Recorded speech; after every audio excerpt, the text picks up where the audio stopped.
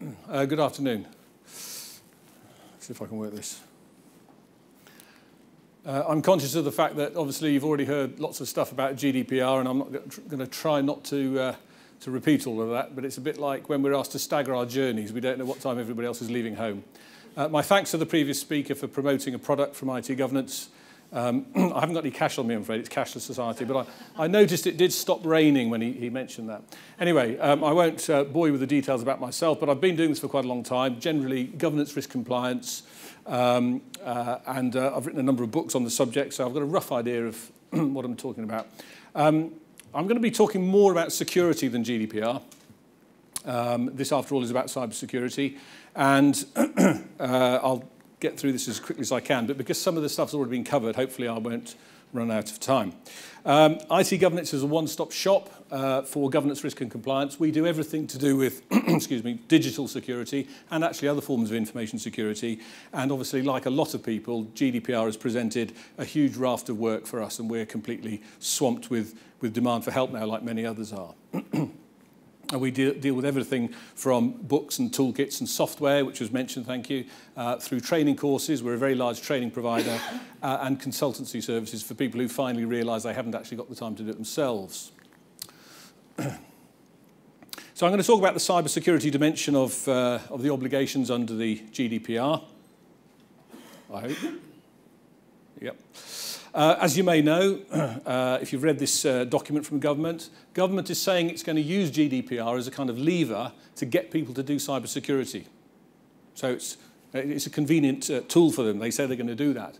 And of course, you'll all be very aware already that there are a lot of security implications. It's got its own section in the GDPR, a lot of security implications, and the intention is to use it for that purpose. So the government wants UK PLC to be much better at cybersecurity, not just because of GDPR. The significant fines, and you'll all be aware of what the fines could be, are certainly a good incentive. The principles of data protection of the GDPR you know about. Obviously, we're going to focus particularly on number 6, appropriate security. And of course, the term appropriate isn't defined.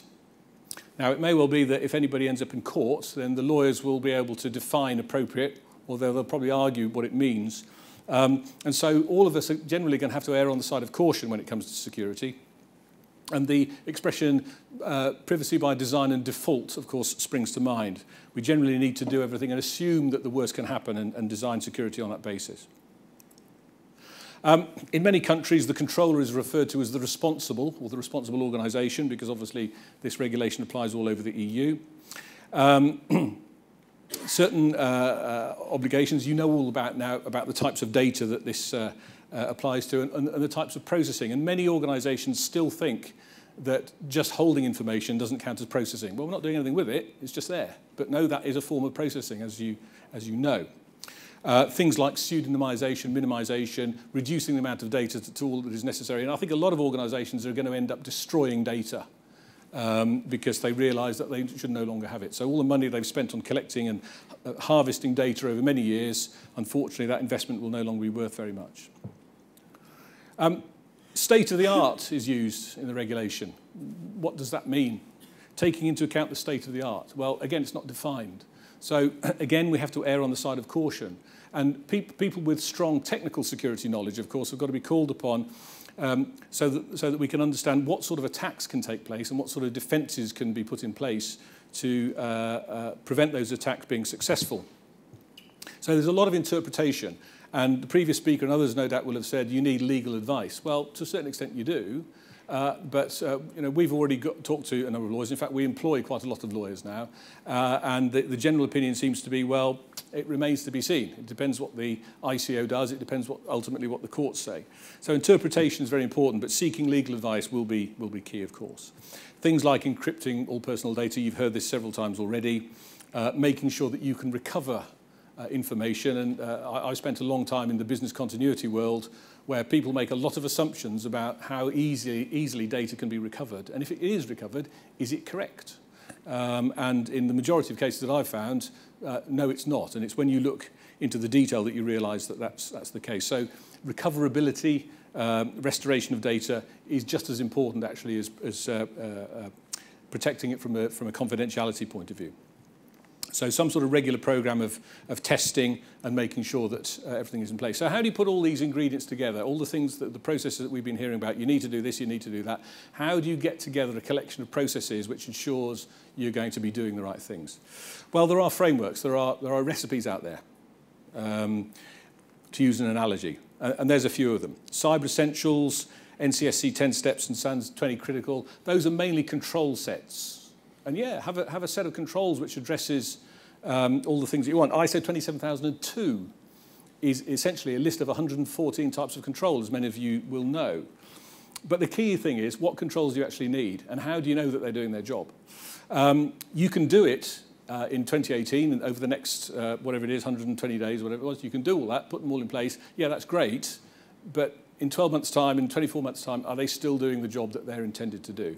And let's remember, by the way, that whilst it's not defined, that once we leave the European Union, and once the GDPR is replaced with something, if it's replaced with something, it will almost certainly be equivalent legislation. And I don't think anybody can see the government spending too much time on replacing perfectly good legislation, which has just been invented, when there's lots of other stuff from Europe that it probably wants to get rid of first.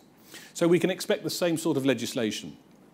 Therefore, making sure that all of these controls and processes continue to work correctly is very important.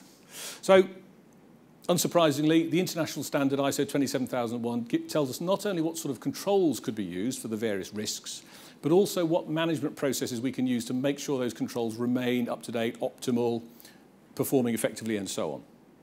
And when we talk about recovery, okay, yes, in terms of GDPR, it's all about data, but cybersecurity generally, not only is it about data, it's also about what data, because data's only there because we need it for a purpose, to operate a business or an organization. So business continuity actually is more relevant than cybersecurity than some might think.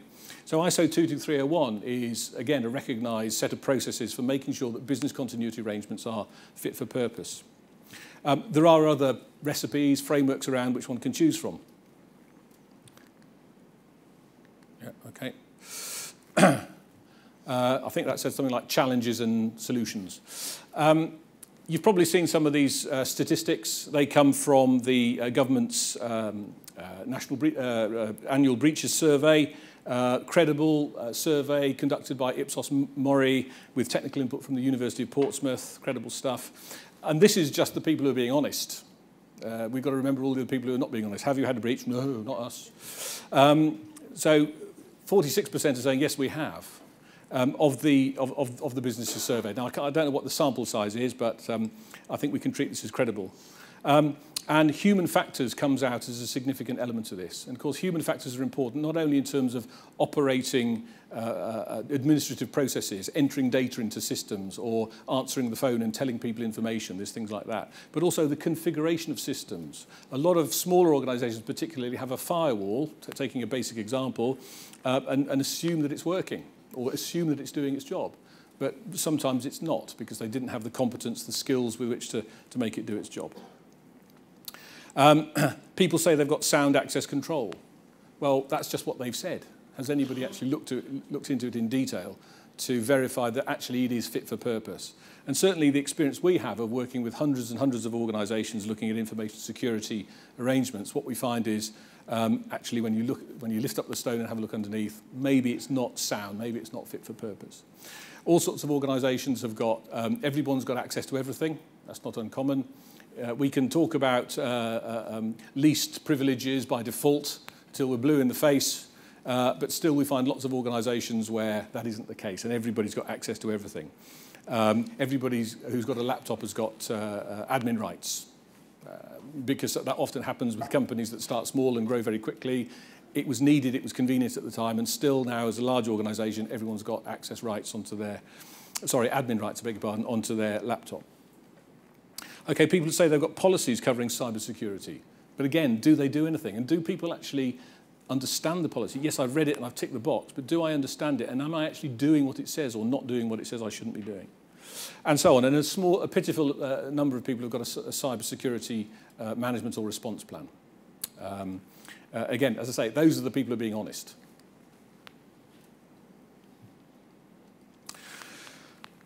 Well, A lot of people talk about systems. I was asked very recently if we could audit somebody's IT systems and say whether they are GDPR compliant, and I said, no, we can't, but then again, no, neither can anybody else.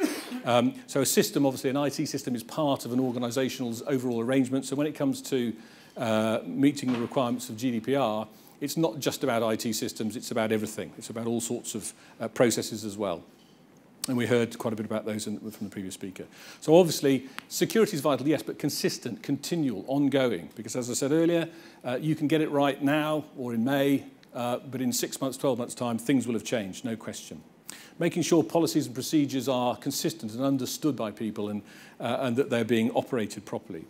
Risk assessment, probably the word risk has been used quite a lot today, but it's amazing how many organisations just do things intuitively and don't conduct any form of risk assessment. Many organisations have got quite strong controls that they don't actually need, sometimes because it was available, somebody sold it to them, it was already there when they came into the job, or the MD or the CEO thought it was a good idea. But actually, when you look at the risks, it might not have been necessary. And of course, controls are expensive, and they sometimes disrupt operations. It would be great, wouldn't it, if we didn't need any authentication, any kind of access control, you could just walk in and start work, but of course we can't because things go wrong and other people can't be trusted. And in those cases, of course, we do need appropriate risk controls, and there are plenty of examples of risks that haven't been identified, and therefore there is no control in place. So risk assessment, comprehensive risk assessment is essential. We've already mentioned by data protection and security by design.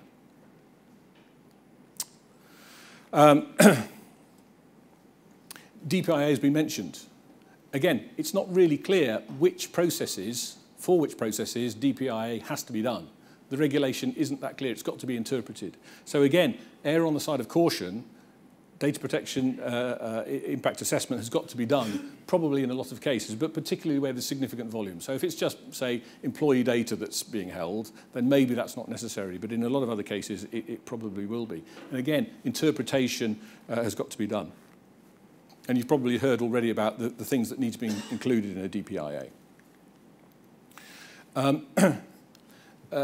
Notification of breaches. Yeah, we all know that under certain circumstances you've got to notify not only the supervisor or authority, in our case the ICO, but under certain circumstances the data subject as well. The processor has to do it, the controller has to do it, and there are certain time limitations under certain circumstances. In fact, if you don't do it, and you get a breach and you don't do it, is anybody going to know? Not necessarily, because there isn't going to be a big police force wandering around checking up on what people are doing. If you think how big the ICO is, and I think I don't know if there's anybody here from the ICO, maybe I'll better be careful what I'm saying, but I think they're recruiting a lot of people. But how many businesses are there in the UK? There's about 6.7 million. And all of those have got personal data. Every one of those 6.7 million has got it. And that's not to mention all the charitable organisations, the clubs, the societies, all of those sort of people. So they can't go around checking up on people. And therefore, if there is a breach, the most likely source of them knowing about this, of course, is when a data subject reports it. The ICO has an obligation to follow up on complaints now. Assuming they've got the resources, it's likely that things will change. So it's probably a good idea to get the reporting process in place. Excuse me. Proportionate and appropriate measures. It's all through the regulation. Again, what is an appropriate measure? I mean, a measure is typically a control, isn't it? You've got to have controls to ensure that breaches don't take place, to ensure that security isn't compromised. And you've got to work out what is an appropriate measure. You may need a DPO, a data protection officer. Again, it's a little bit unclear. For those that have just got a small number of, say, employee records, then the chances are you probably don't have to have a DPO. But many other organisations are trying to work out whether they need one or not. And monitoring compliance of these things is going to be essential. And so a compliance monitoring process is going to be important as well. So I've mentioned processes a number of times already. Well, I've talked about ISO 27001. It's a way of doing it. It's not the way, but it's a good way. It's internationally recognised. I'm sure there's a number of people in this room who've got quite good knowledge of 27001, been through the process, achieved certification and everything else. It's not that hard to do. But having a set of controls that are maintained in an optimal state through a systematic approach under an internationally recognised recipe is probably quite a good idea when it comes to managing the overall risk. Because if and when something goes wrong, that's a pretty good defence to have. The alternative is, well, sorry, we didn't think of that, and you know, I've got a list here somewhere of some controls we ought to have. Will that do? And it probably won't, and so there's likely to be a different level of fine or penalty for those people that aren't doing it in a more systematic way. Yeah, okay, fine. I was expecting to see some numbers on there. There we go. Same thing applies to 22301, business continuity. Follow a recognised recipe so that, firstly, you'll probably do it right in the first place, but if you don't and something goes wrong, you've got a very strong defence. The privacy processes, what do they need to look like? Well, they're peppered all through the regulation. You've got to have a whole collection of processes. A way of doing this is to follow this thing, BS 10012. Maybe there'll be an EN standard for this fairly soon, but actually that was written to reflect the GDPR, that standard. Okay? It's a pretty good idea to develop a privacy framework to include this, because then you can be sure that you've got a comprehensive set of processes which does what the regulation says you need to do. Because I've run out of time, I will quickly move forward. All sorts of things, and again, we'll send out the slides, but obviously, I'll mention the first one, buy-in and support. It's like most things. If you don't get top management, the board, the CEO, the MD to understand what has to be done and actually understand that, oh, by the way, GDPR isn't optional. I know ISO 27001 and other things are, but this isn't. We have to do it. But nonetheless, getting that buy-in and support is the key to everything else. And I won't go through all of the steps here because we don't have time. So for us, as I say, we're dealing with all sorts of organisations that are doing it in different ways. You know, some people can do everything themselves. If they believe they've got the time, they can learn how to do it. They can read books. And some people actually are making a success of it. But the majority of organisations, at some point on the journey, are realising, actually, we probably need a bit of help here. You know, this is a very common thing that we're hearing. And so we provide a whole series of things, training courses, and they're available. I'm sure other providers are doing them as well. Training courses in GDPR, in ISO 27001, 22301. And if you get yourself tooled up to be able to understand how to do these things, then you've got a pretty good chance of doing it yourself. If you haven't, then you might want to call in some people who can help you. If you can find any, there are still a few left on the shelf. We still have a few, but you know, things are hotting up now with only 120 days to go. So we've got a range of consultancy services that we do, which deals with most of that stuff. And you know, have a chat with us on our stand or have a chat with me afterwards, and if you've got any interest in doing that. Okay, so Tony, thank you. Thank you. I'm going to have to stop you there.